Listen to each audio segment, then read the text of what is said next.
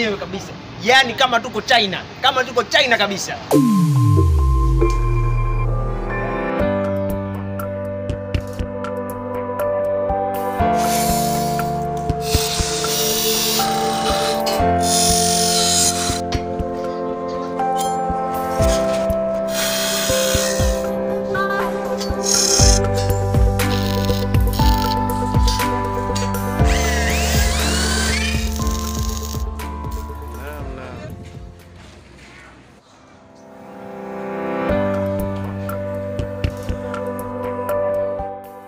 Lazima mteja aone hizi mashine zinaenda mbali, kwa hiyo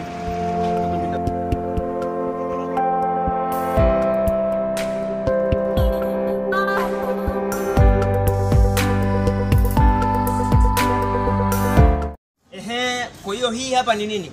Hii ni jeki ya tani 50. Hii hapa ni jeki. Hizi hapa? Hizi ni spiringi kwa ajili ya kuhimili mzigo huu kupandisha juu. Kama mfano nikishusha hapo inapanda juu. Kwa inapanda juu, kazi yake ndio hii. Ukiwa unaanza wapi?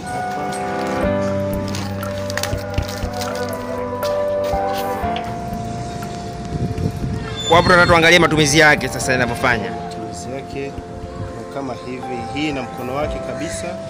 Kama ukija ndo unaanza kupiga sasa hapa. Baada ya kuanza kupiga, ina maana kuna mkono wake kabisa wa bushi hii. Bushi hii hapa ina mkono wake, ukipiga hapo ndo inaenda chini, unakandamiza.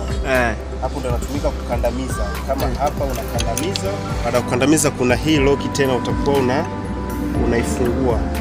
Kifungua hii inapanda juu. Kama hivyo ushakandamiza hapo, basi kazi itakuwa imeishia.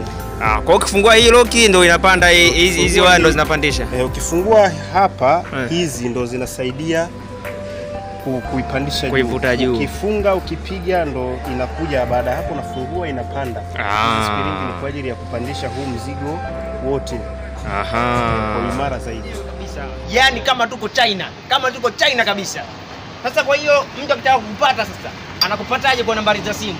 WhatsApp 0716 40 46 92. Namba hiyo ukipigia utapata huduma iliyokuwa bora na utapata huduma kwa haraka zaidi. Mnapatikana sehemu gani? Hapa tuko sehemu gani hapa? Hapa sasa hivi tupo mtaa wa Kaliua ambao ipo Mwembe Chai, Dar es Salaam, Tanzania. Inaitwaje? Omari Welding Fabrication. Bwana, jina gumu sana, kama hujasoma lazima uchanganyikiwe.